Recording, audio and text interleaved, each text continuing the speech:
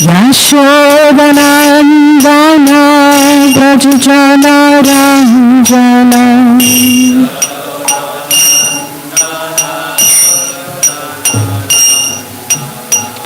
Yashodanandana Vrajjana Ranjana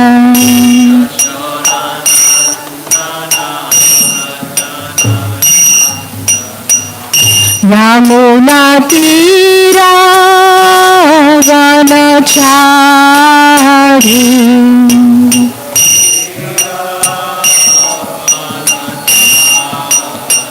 Yamuna Tira Vanachari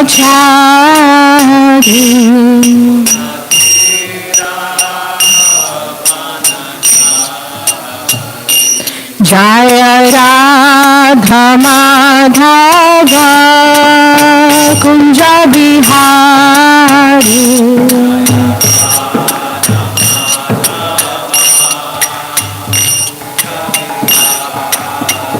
Jaya Radha Madhava Kunja Bihari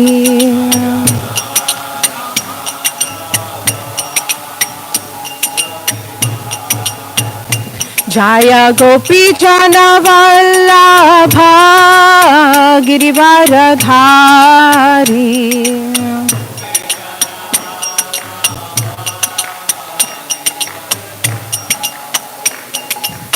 Yashodanandana Vrajjana Ranjana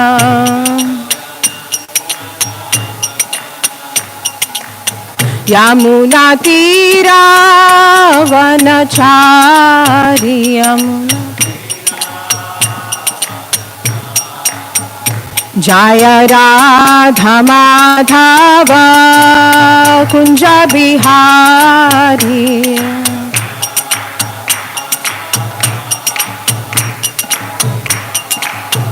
Jaya Radha Madhava Kunja Bihari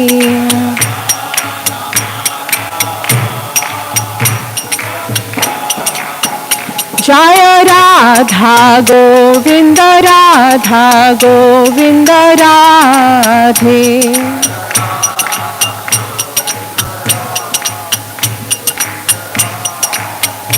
Jaya Jaya Prabhupada Prabhupada Prabhupada Jaya Jaya Prabhupada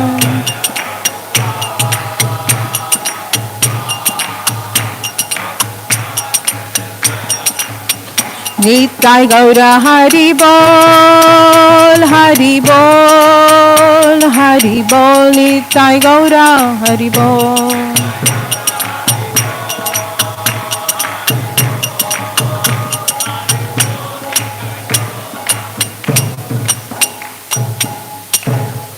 जय ओम विष्णुपाद परमहंस परिव्रजकाचार्य अस्तोत्र सत श्री श्रीमद अभय चरणारविंद भक्ति वेदांत स्वामी श्री प्रभुपाद की जय ओम विष्णुपाद परमहंस परिव्रजकाचार्य अस्तोत्र सत श्री श्रीमद भक्ति सिद्धांत सरस्वती गोस्वामी महाराज श्री प्रभुपाद की अनंत कोटि वैष्णव वृंद की नामाचार्य श्री हरिदास ठाकुर की प्रेम से कहो जय श्री कृष्ण चैतन्य प्रभु नित्यानंद श्री अद्वैत गदाधर शिवास आदि गौर भक्त वृंद की Nitai Gaur Premanande. All glories to the assembled devotees. All glories to the assembled devotees. All glories to Sri Guru and Gauranga. Om Namo Bhagavate Vasudevaya.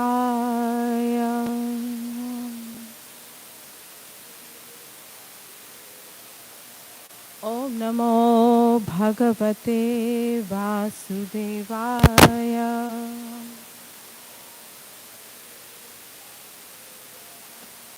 Om Namo Bhagavate Vasudevaya.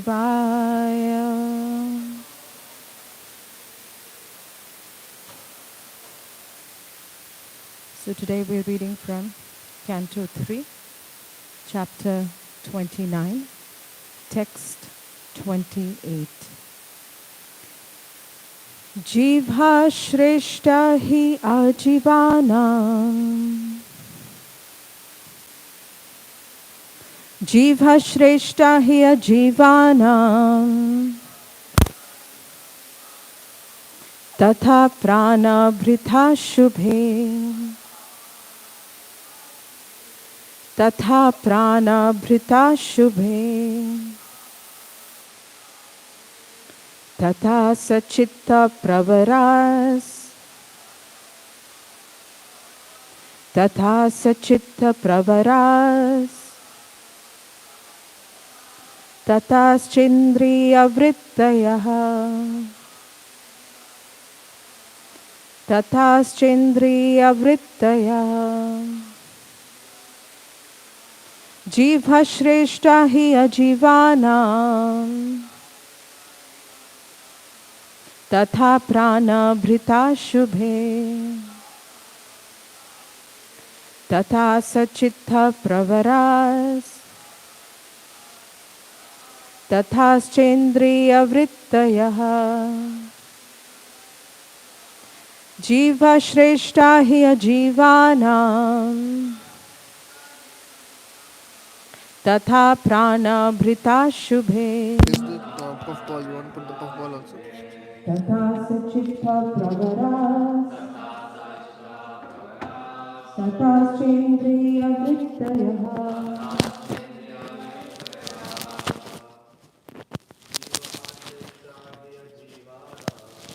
जीवा श्रेष्ठा हि अजीवानां तथा प्राणभृता शुभे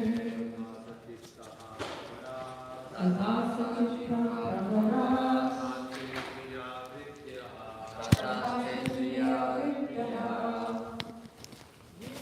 There's no wind. I can put. It's only for wind. There's no wind in here. No, not a disturbance. She's not going to speak with me. Just put it on the side.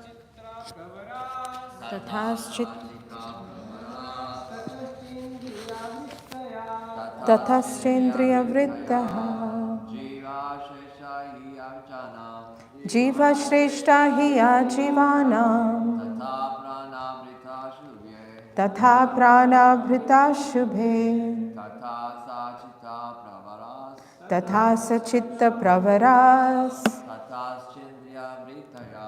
तथाश्चेन्द्रियवृत्तया जीव श्रेष्ठा हि अजीवानां तथा प्राणभृता शुभे तथा सचित्त प्रवरास तथाश्चेन्द्रियवृत्तया जीव श्रेष्ठा हि जीवानां तथा प्राणभृता शुभे तथा सचित्त प्रवरास तथाश्चेन्द्रियवृत्तः जीवा living entities Shrestha better he indeed ajivanam than inanimate objects tataha than them prana vrittaha entities with life symptoms shubhe O blessed mother tataha than them sachittaha entities with developed consciousness pravaraha better tataha than them cha and indriya vrittaya those with sense perception. Translation. Living entities are superior to inanimate objects. O Blessed Mother, and among them living entities who display life symptoms are better. Animals with developed consciousness are better than them, and better still are those who have developed sense perception. Purport by His Divine Grace A.C. Bhaktivedanta Swami Srila Prabhupada ki. In the previous verse, it was explained that living entities should be honored by charitable gifts and friendly behavior. And in this verse and the following verses, the description of the different grades of living entities is given so that one can know when to behave friendly and when to give charity. For example, a tiger is a living entity, part and parcel of the Supreme Personality of Godhead. And the Supreme Lord is living in the heart of the tiger as Super Soul. But does this mean that we have to treat the tiger in a friendly manner? Certainly not. We have to treat them differently, giving him charity in the form of prasad. The many saintly persons in the jungles do not treat the tigers in a friendly way, but they supply prasad foodstuffs to them. The tigers come, take the food, and go away, just as the dog does. According to the Vedic system, a dog is not allowed to enter the house. Because of their uncleanliness, cats and dogs are not allowed within the apartment of a gentleman, but are so trained that they stand outside. The compassionate householder will supply prasad to the dogs and cats, who eat outside and then go away. We must treat the low living entities compassionately, but this does not mean that we have to treat them in the same way we treat other human beings. The feeling of equality must be there, but the treatment should be discriminating. Just how discrimination should be maintained is given in the following 6 verses concerning the different grades of living conditions.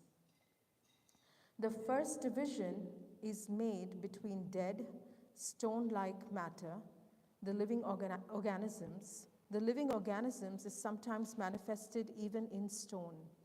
Experience shows that some hills and mountains grow. This is due to the presence of the soul within that stone. Above that, the next manifestation of the living condition is development of consciousness. And the next manifestation is the development of sense perception. In the Moksha Dharma section of the Mahabharata, it is stated that the trees have developed sense perception. They can see and smell. We know by experience that trees can see. Sometimes its growth, a large tree, changes its course of development to avoid some hindrances. This means the tree can see. And according to Mahabharata, a tree can also smell. This indicates the development of sense perception. Om Jnanatimirandasya Jnananjana Shalakaya Chakshurun Militam Yena Tasmai Shri Guruve Namaha Shri Chaitanya Manobhishtam Sthapitam Yena Bhutale Swayam Rupa Kadamayam Dadati Swapadantikam Vandeham Shri Guru Shri Yuta Padakamalam Shri Guru Vaishnavamsha Shri Rupam Sagrajatam Sahagana Raghunatham Vitam Tam Sajivam Sadvaitam Savadhutam Parijana Sahitam Krishna Chaitanya Devam Shri Radha Krishna Padam Sahagana Lalita Shri Vishakam Vitamsha He Krishna Karuna Sindhu Deenabandhu Jagatpate Gopesha Gopika Kanta Radha Kanta Namostute Tapta Kanchana Gaurangi Radhe Vrindavaneshwari Vrishabhanu Sute Devi Pranamami Hari Priya Vancha Kalpatarubhyascha Kripa Sindhubhyaiva cha Patitanam Pavanebhyo Vaishnavebhyo Namo Namaha Jai Shri Krishna Chaitanya Prabhu Nityananda Shri Advaita Gadadhar Shrivasadi Gaur Bhakta Vrinda Hare Krishna Krishna Krishna Hare Hare Hare Rama Rama Rama Hare Hare Jivha Shreshta hi ajivanam tatha prana bhrita shubhe tatha sachitta pravaras tatha schendriya vrittayaha. I seek permission of my senior god brother Yugal Kishore Prabhu.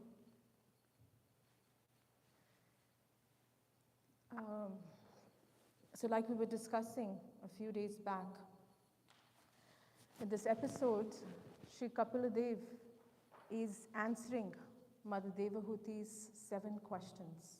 And he's still on the 5th question. He's answering the question where Mother Devahuti asks Kapila Dev that what is devotional service? What is bhakti? And very elaborately, the Lord explains. In fact, it's really mesmerizing how the Lord so systematically answers these questions. He explains, the 3 kinds of bhakti, Rajsik, Tamsik, and Satvik, even though bhakti cannot be in any of the modes, but he explains because the jivas are in these different modes. Then he goes on to explain the limbs of bhakti. And we discussed that if we have seeds, we also have to be careful of the weeds. Then he explains the obstacles or the offenses on the path of bhakti. And the Lord will not leave us high and dry, right? When he's explained the process and he's explaining the obstacles, he also gives a solution. And what is the solution? Samadarshini. See the presence of the Lord in everyone's heart. Okay. To see the presence of the Lord in everyone's heart. That was the Lord's solution. Now, when the Lord gave this solution, one can get confused. Does that mean that when I am seeing the Lord in everyone's heart, does it mean that I reciprocate also equally with every living entity? So the Lord now begins to describe in the next few verses, he's going to beautifully describe the gradation of living entities and how our reciprocation changes based on their level of consciousness. Even in Bhagavad Gita, and I believe it is chapter 5, verse 18, the concept of Samadarshini has been elaborated. And Chaitanya Charan Prabhu the other day I was hearing online, he was explaining that it does not mean when we say Samadarshina, it's not Samavartina. It's not how we reciprocate with them. We see the presence of the Lord in everyone's heart, but that doesn't mean we reciprocate with them also appropriately. Reciprocate with them in the same way. We reciprocate with them appropriately. Like, to give you an example, before sitting on the Vyasasana, I offered obeisances to the Vyasasana because I realized that this is a holy seat where Vyasdev and great sages sit and share the transcendental knowledge. But every time I sit on my office chair, I do not offer obeisances. There has to be some discrimination. If a mother has 2 children, one is 3 years old and the other one is 12 years old, can she tell the 3-year-old child that you have to finish 4 chapatis? Because the 12-year-old also eats 4 chapatis. It's not possible. The 12-year-old may be able to walk to school by himself, but can the mother let the 3-year-old also walk to school by himself? No. Even though the mother sees both her children same, in the same way, but she has to act accordingly. There's so much confusion oftentimes when we read Srila Prabhupada's instructions, right? If you read through Srila Prabhupada's letters and instructions, sometimes Prabhupada is giving, to the same question, he gives different instructions to different devotees. Why is that? Because Prabhupada understood the level and he reciprocated in a similar way.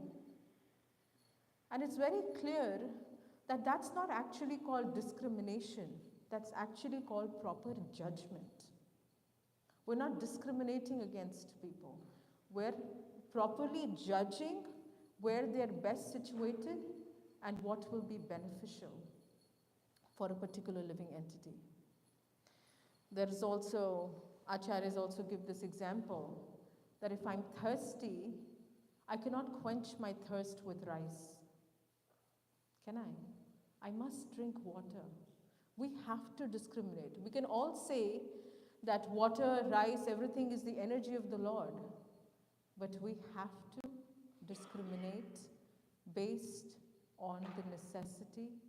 And over here in this verse, it is very beautifully explained that Jivha Shreshta Hi Ajivanam. So, better than inanimate objects, Ajivanam. Inanimate. Better than inanimate objects are living entities. Jivha Shreshta. Shreshta means better than. So, better than inanimate objects is living entities. And amongst living entities also, better than are those living entities that display life symptoms. Breathing. When we breathe, you can see maybe the body movement. When the trees breathe, you cannot see the movement. But when other living entities breathe, you see the body movement, the lungs pumping, or there is some breath. And even amongst those, better are those that display or have developed sense perception. In the following other verses, more developmental stages of living entities will be described. But while I was reading this yesterday, I was reminded of Srimad Bhāgavatam verse, which is in Canto 2, Chapter 3, Text 18, where it is beautifully described, and I'm going to read the translation for you. Do the trees not live? Srila Prabhupada says, do the trees not live? Do the bellows of the blacksmith not breathe? All around us, do the beasts not eat and discharge semen? What does that mean? Over here, Srila Prabhupada is emphasizing that even the bellows of a blacksmith, they breathe. If you've seen the bellows, if you've seen a blacksmith work, the bellows will actually, in fact, in the purport, Srila Prabhupada is saying the bellows breathe heavily. So if our developmental stage is only dependent on the breathing activity of a living entity, then the bellows also breathe. Then maybe you should treat the bellows also with feeding them prasadam. But no, that's not the case. We have to understand what is true development. What really is true development? Is it just the life symptoms? Or is it a matter of consciousness? Is it that the more sophisticated we get in our life symptoms or in our lifestyle, we become more developed and we become recipients of more reciprocation? Does it mean if I drive a Toyota, I am not worthy of reciprocation, but someone that drives maybe a BMW, does it mean that anyone with more facility becomes a recipient of more reciprocation? But by this verse in Srimad Bhāgavatam in Canto 2, Chapter 3, Text 18, Srila Prabhupada emphasized that even a bellows breathe. So it's not about just living symptoms and sense perceptions, highly sophisticated sense perceptions, but it is a matter of consciousness. And how we develop that consciousness, then we must reciprocate with an individual Jiva Atma in such a way based on his developed consciousness. And while I was reflecting on this, I wanted to take you all through the pages of Srimad Bhāgavatam, where this point that I'm trying to emphasize is elaborated so beautifully. Through the pages of Srimad Bhāgavatam in Canto 8, if we go within the midst of the milk ocean, there's a beautiful pastime where there's a very, very tall mountain, Trikuta mountain. And in the high altitudes of Trikuta mountain, there is a beautiful garden. The garden called as Ritumata. And within this Ritumata garden, there is a beautiful lake. And over there was this king of the elephants, Gajendra, who was enjoying beautiful pastimes with his concerts, with his she-elephants. Srila Prabhupada says that with his she-elephants he was enjoying within the lakes of this Ritumat garden in the Trikuta mountain. This Gajendra, when he was attacked by the crocodile, and at that point, in severe pain, and after fighting with the crocodile for several celestial years, what happened? What did he do? What did he do? Even though he was in intense pain and suffering, because of his developed consciousness, at that point of time, he raised his trunk with a beautiful flower and tried to offer prayers to the Lord. His inherent devotion to the Lord came forth. His Holiness Bhakti Tirtha Maharaj, once I had asked him a question in one of the lectures, and I had asked him, sometimes I get angry, how can I control my anger? And to that, His Holiness Bhakti Tirtha Maharaj gave a very beautiful response. And every time I'm angry, I try to think about it. Or in any circumstance, you can think about it. He told me, do you want to be a bottle of soda or a bottle of water? And I really didn't understand what he meant. But a bottle of soda, if you just give it a little shake and try to open it up, what happens? Fizz. It's all over, a mess. But a bottle of water has a different nature.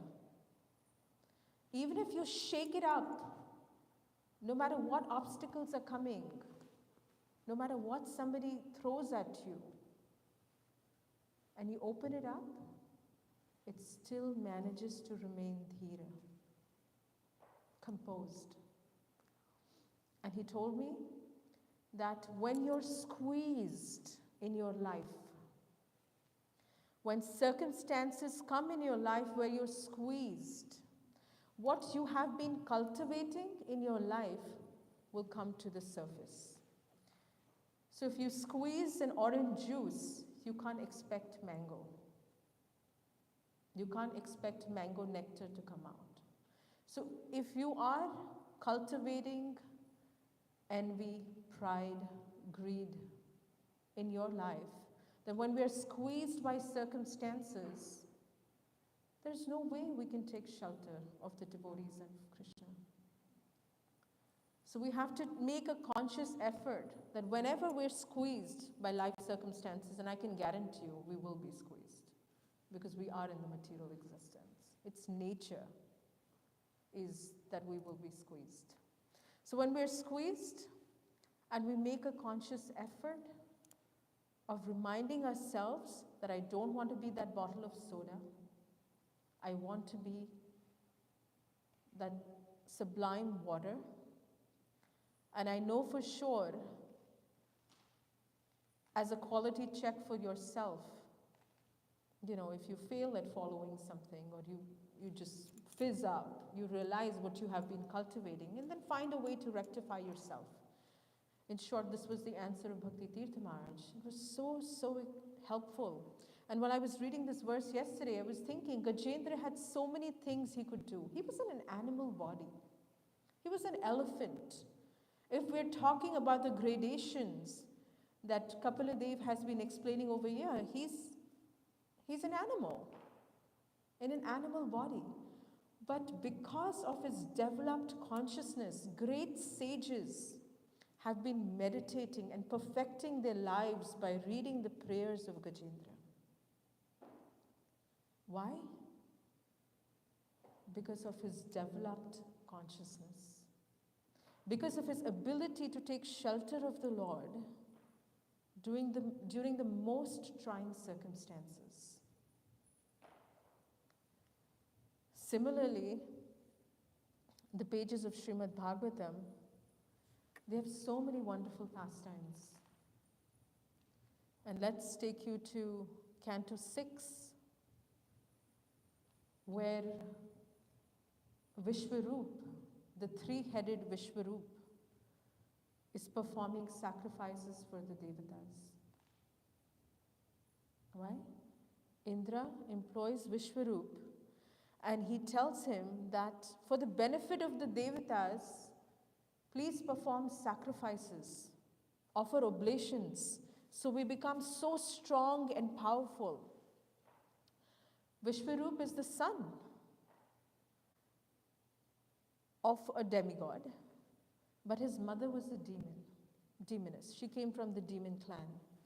So because he had affection for both these clans, he was offering, loud oblations for the demigods, but in his mind he was also offering oblations for the demons. And when Indra found out, what did he do? He chopped off all the three heads of Vishwarup. And seeing this, Tvashtamuni, who was the father of Vishwarup, one of the demigods, he performed a sacrifice. And from that sacrifice, who was born? A demon, Vritrasur. Vritrasur was a demon. He was born. And of course, this pastime can be elaborated in great detail. Vritrasur, when he was born, the only purpose of him being born was to kill Indra. But while Tvashtamuni was performing this sacrifice, he chanted the mantras in such a way that actually it became he will be killed by Indra. And of course, this is the will of the Lord, that it happened this way. So it's so beautiful that Indra goes to the Dadichi Muni, asks him for his bones. He makes a weapon from those bones. And here there is a fight going to happen between Vritrasur and Indra. Now Vritrasur very well knows that he is going to be killed in this battle. And Indra also knows that he is going to be victorious because it's a match fixed. The Lord has already decided. It's a fixed match. But it's explained in the pages of Srimad Bhāgavatam that Indra actually became very confused. He became tired, he became disheartened seeing the strength of Vritrasur. And Vritrasur, when Indra chopped off his one hand, he was still fighting with his other hand. When he chopped off his other hand, he was still using his mouth and fighting. Because he had faith that I'm going to do my duty, but I know the will of the Lord is supreme. And I will be destroyed. And what is most amazing, that in spite of having the body of a demon, who according to the gradation that Srila Kapil Dev is describing here is not a very high gradation. But if you look at his consciousness, he's encouraging Indra, come on, get up, what are you fearful of? It's a match fixed. The Lord has already decided that you are going to be victorious and I am going to be killed. So get up and just do your job. Can you imagine? His consciousness, he knows he's going to be killed. Why is that consciousness? Because he knows. And he explains in the pages of Srimad Bhāgavatam so beautifully that the Lord is the controller of everything.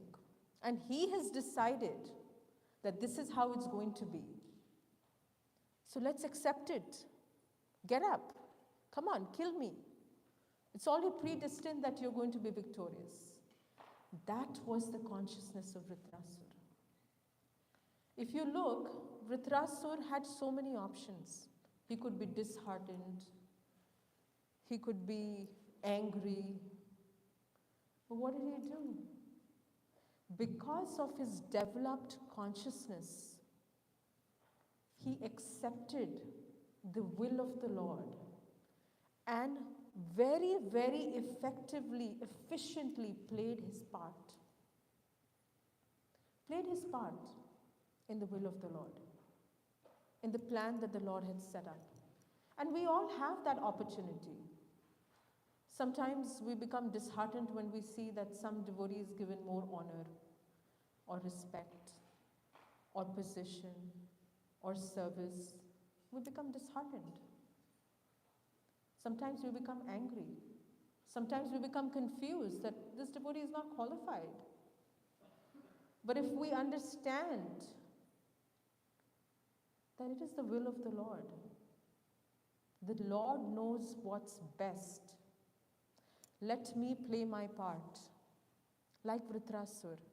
This is an opportunity for uplifting my consciousness. Krishna is giving me an opportunity of being squeezed, being burnt in the fire, so I can come out shining like that diamond. And if you look by nature, we can learn so many beautiful. If you look at a cocoon, when a caterpillar builds a cocoon around, and you'll see sometimes if you've seen, I was homeschooling my children at one point of time, so we actually had a whole thing where we took a silkworm and a cocoon and it became a butterfly, and we were observing that when the cocoon, when it's wrapped, and it's trying its best to come out, my son was like, Mama, can't we just help? Can we just not cut it open and the butterfly will come? No, we cannot. If we prematurely try to cut open the cocoon, do you think a butterfly will come out? No. It will lose its life. So when difficult circumstances come in our life, you'll see the caterpillar was actually struggling. You'll see the cocoon is actually moving, and you can see that it's struggling. And we all struggle. But if we have patience, we're consistent, and we have faith in the Lord, then there is undoubtedly, in a period of time, we will come out like beautiful butterflies. So we just have to understand that no matter what circumstances we have in our life, developed consciousness is an opportunity given to us because of those circumstances. And in relationship to this verse, it's not just the physical upliftment or the physical characteristics of, but it's also, in my opinion, definitely the consciousness. Because here we're talking about an elephant that made it to the pages of Srimad Bhāgavatam, and great sages perfected their lives simply by hearing his prayers to the Lord. Then we're talking about a demon who made it to the pages of Srimad Bhāgavatam, and great sages meditate on his wonderful prayers and his encouragement to Indra. So it's not a matter of just physical, but it's a matter of consciousness. And, you know, how do we develop this consciousness? By using every opportunity that we have to uplift and meditate, introspect, that why I have been put into this circumstance. If it's a difficult situation, you meditate and you accept. If it is an uplifting circumstance, you've been praised, you've been appreciated, you still meditate and understand that I am not a recipient of this. It's only because of the mercy of the Lord and Krishna that I said something that touched someone's heart, or I did something that touched someone's heart. It is because glory belongs to my Guru and the previous Acharyas. If with every circumstance, difficult or pleasurable or uplifting, we meditate on the fact that it is because of the mercy of Guru and Krishna, we can uplift our consciousness in such a way that we truly become recipients of the Lord's mercy. I want to leave you all with this last thought. You know, I was meditating when I was reading this verse that how can one, while we're still practicing, there's definitely this one point that no matter what circumstance comes in my life, I introspect and I meditate to uplift my consciousness. But sometimes it's difficult. So what is our, in Hindi they say Ramban, means our a weapon that never fails. In spiritual life also we have a weapon that never fails, prayers. If we can't do it ourselves, we pray to the Lord and His devotees and His representatives in our life to grant us that ability to properly discriminate, to satisfy every single living entity we come in touch with. It's a great art. It's a very difficult art. How do we judge somebody that we don't even know so well? It's an impossible thing to achieve. And especially on the matter of consciousness. It's impossible to judge someone on the matter of consciousness because mostly when people are very conscious, they're very internal. So what do we do? And I was thinking, how can I judge somebody? And then I was reminded of this beautiful bhajan, Gurudev, Kripa Bindu Diya. And there is a verse where it says, Sakala samane korite shakati. Deho natha jatha jatha. So in this particular beautiful verse, it is saying that Gurudev, by worshipping you, I get this intelligence of how to reciprocate with you. And because I learn how to reciprocate with you, I am in turn taught. And you grant me the understanding of how to appropriately reciprocate with every living entity, that not only their consciousness will be uplifted, but my consciousness will also be uplifted. So when I'm reciprocating with somebody that I can give my association to, I do that in such an effective way that they're encouraged, they're enthused to take up to the shelter of Guru and Krishna. When I'm reciprocating with my friends, We both have such a strong bond that we encourage each other on the path. We reveal our hearts and minds. And when I'm reciprocating with someone that is superior to me, I'm able to take their association in the form of their instructions, in the form of their teachings, in the form of their corrections, in such a way that I'm uplifted. So that comes not simply by our effort. It cannot come simply by our effort. The Acharyas have shown us by example that that will come by effort and prayers. So if we truly want to reciprocate appropriately with every single living entity, then we need to perfect the art of effort and to stand in front of Radha Govinda Dev and Srila Prabhupada and our gurus and our previous acharyas and beg for their mercy to give us that refined intelligence where we can appropriately perfect our lives and help others perfect theirs. So on this thought, I will stop and ask for any reflections, corrections. Yugal Kishore Prabhu, would you like to add something? Thank you, Prabhu. It's because you were sitting here. Yes, Prabhu.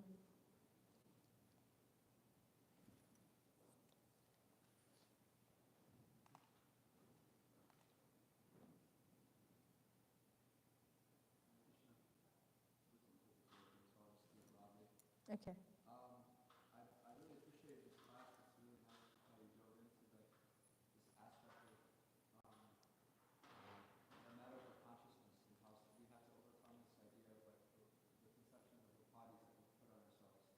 We're taking different forms of bodies. It's actually that's not what's limiting. What's limiting is our consciousness and identification with those bodies.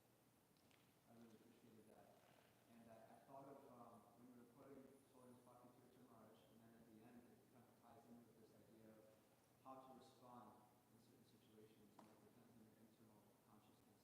And I thought of this little excerpt from the Beggar, from Maharaj, called The Beggar. Yes. And Beautiful. Maharaj says, today I thought about every single word that I said to a devotee, to someone as showering flower petals or showering them with bricks. And so I can't honestly say that I've been doing that every single time, but I think it's whenever I think about it, it makes a very profound impact on how I am more conscious in terms of interacting with devotees. So thank you for reminding me. Fantastic. That is so beautiful. Did you want to add to the same thought? Okay, just give me a minute. I'm going to complete this thought.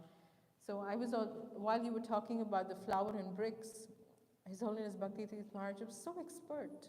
He was just amazing, expert. He also mentioned that if everyone dealt with every single devotee that they came across in such a way that the perfection of their life was dependent on that particular dealing, how careful they would be, you know. And while you were mentioning that giving up upadhis, the thought came to me that upadhis are temporary. Even the body is temporary. So the same example if you take of Gajendra and Vritrasur, in the previous life, there was someone else. He was Indradumna. You know, Gajendra was King Indradumna, and he had cultivated devotion. So this upadhi he left as the king. Now he had a new upadhi, but what he really carried forth was his consciousness. And at the right time, Krishna allowed him to manifest that consciousness. So upadhis are temporary. Today I can be a woman, I can be a householder, I can be something, I can be a minister, I can be whatever. Doesn't matter. But the end of life, all of these upadhis are going to be destroyed, but the consciousness will be carried forth. So how much more significance and importance we need to give to that consciousness. And if Krishna desires, he will bring forth that to our remembrance. Thank you.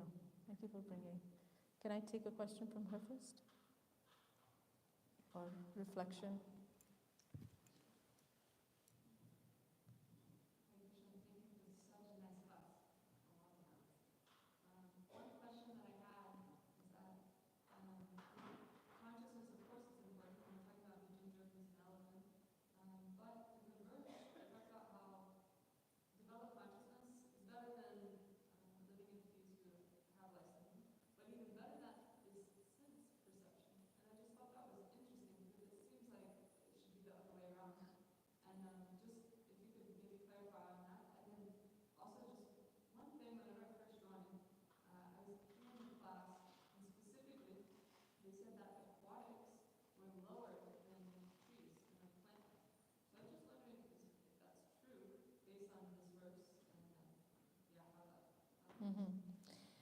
So over here it's described, in this particular verse, it's described that inanimate objects is lower than living beings. Living beings, amongst living beings, the ones that have life symptoms, okay? So life symptoms can be displayed even by a fish, right? But Srila Prabhupada in the purport here explains, when you're talking about the fish and the tree, Srila Prabhupada in the purport explains that trees do see and do smell. And I actually witnessed this. In my own backyard, we have banana trees. So when the banana tree was small, you know, banana trees they grow in cardinal directions. They give out leaves in cardinal. They'll go east, west, north, and south. They always get 4 leaves. So much you can learn from nature. It's just amazing. And when it was growing, it was small. And somehow I planted it very close to the fence. So when it was growing, the fence was not an obstruction.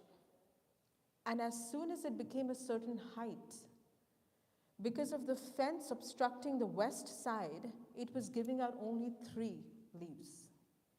It stopped giving the 4th leaf. And then when it became the height above the fence, it started again with the 4 leaves.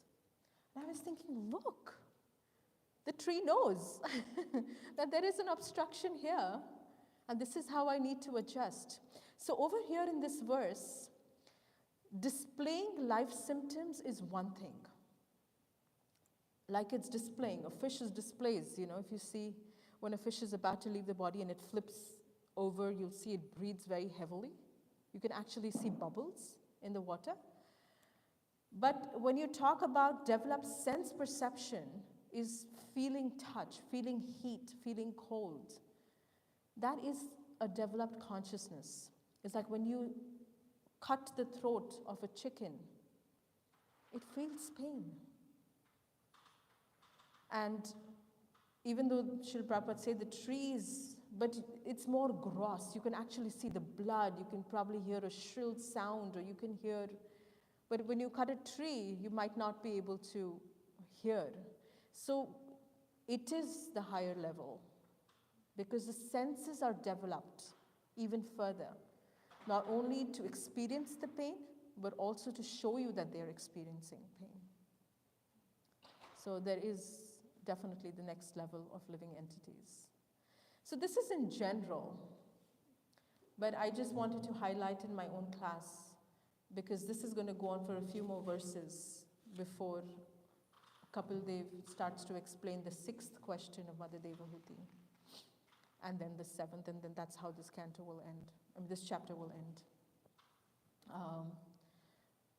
Yeah, does that answer your question anyway? Okay, very well. I think Prabhu had something.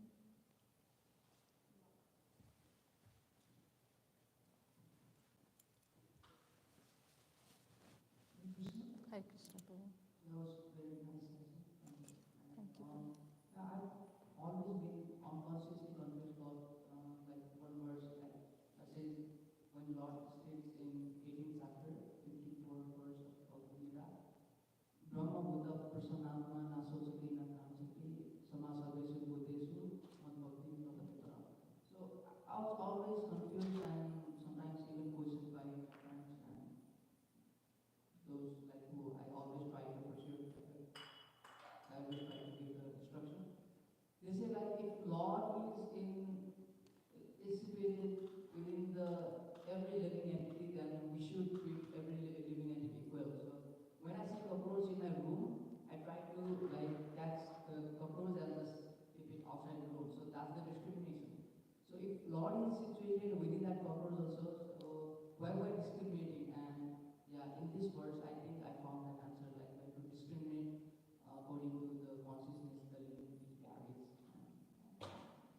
Thank you. Thank you for sharing that. Yes, all the answers are in Srimad Bhāgavatam. So your questions also come up here and your answers are also here. If we continue to read, all our questions will be answered. So, are we about time? You have something to add? Go ahead. Sure, Prabhu, I can try. Just as you were speaking about Vitrasura, so Vitrasura's duty, Vitrasura was acting on duty platform, but at the same time he knew the will of the Lord. So, but he still had faith in the will of the Lord that he would be killed, but at the same time he continued his duty.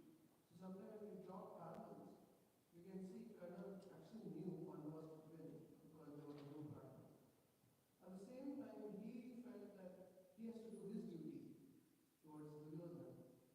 So, when we see that case of Karna, we actually condemn Karna for that because he didn't choose Krishna's side. So, if I was Vitrasura, I can think that probably I would have joined hands with Indra. I would have done something else than continue my duty where I know this is not the will of the Lord. I mean, from demon side. The will of the Lord is like goodness is to flourish. So how do we see this? Beautiful question and a difficult question, but I'm going to attempt. So, in the case of Vritrasura, his purpose of being born was to be killed by Indra. That was predestined. So, he already had a set purpose. He was born, even though actually the purpose of him being born was meant to be to kill Indra, but due to the Lord's will, it happened like this. Here, Vritrasura accepted that very willingly. And not only accepted it, but encouraged Indra to do his part, play his part. And he played his part beautifully, like an orchestrated drama. Right? He became a demon, Indra became demigod, killed. So it was an orchestrated drama and the Lord is enjoying, if you look at it that way. Now, in the case of the Pandavas, not only was Karna playing the role that he was supposed to be playing, but he used his free will to stand against the Lord.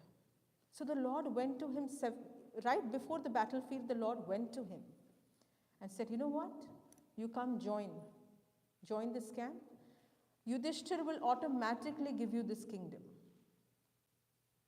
He will give you this kingdom because you're his older brother. And you will be satisfied. But at that point, something beautiful that Karna said. What did he say? Because Yudhishthira will give me the kingdom and me to pay off my debt to Duryodhan, I will pass this kingdom on to Duryodhan. Duryodhan is not the rightful heir of this kingdom. The rightful heir is Yudhishthira. But because of my own, sometimes we have a soft corner for people that stood up for us during our weak moments. We all have that, human nature, right? I was suffering at one point and some devotee really stood up to me. Even if he does something wrong, I'm going to stand by him. It's just natural reciprocation. That's what Karna did. When he was insulted in the arena by the Pandavas and the other Kauravas, Duryodhan stood up for him. And he just held on to that one quality and neglected all the bad qualities of Duryodhan. So his destruction was decided that very day. The Lord gave him an opportunity to use his free will and come on the other side.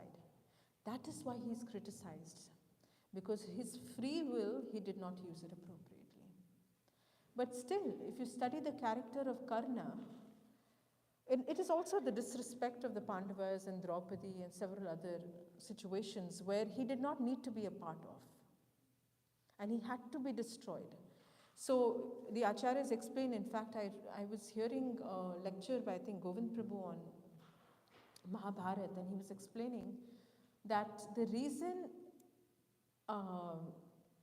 Karna did not have the right judgment to make the right decision when Krishna came to him was because of his multiple offenses when he didn't need to be a part of.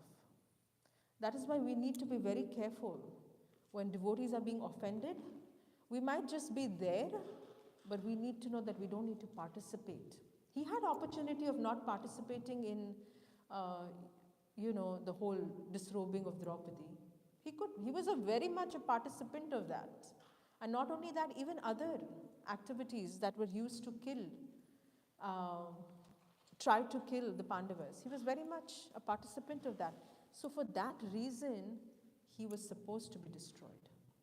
And Krishna, as Paramatma within his heart, guided him also in such a way that he chose the wrong side, even though an opportunity was there. So Krishna did his part in one way, but he encouraged him from within the heart that don't accept it and suffer. You deserve to be killed. Does that kind of help? So then the next question is, then even for Vritrasura, what must be this as soon as they come to practice of bhakti, what they can transcend what is predestined, because the changes in it. So for Vritrasura, he didn't have to adjust with that which was predestined. He could have chosen something else. Absolutely. Yeah. So Vritrasura could have definitely chosen something else. He could have taken shelter of the Lord and said, I don't want to be killed. And the Lord would probably comply. But at that point, Vritrasura decided that it's okay. He wanted to get rid of that demonic body anyway. It was to his benefit. Who was he? I think he was a great, exactly. So he wanted to get rid of that body anyway. So he saw that as actually an opportunity, that to be a part of the Lord's plan and then move forward. So it was to the benefit, and in fact the Lord, sometimes he places us in circumstances, guides us in such a way that you're actually glorified.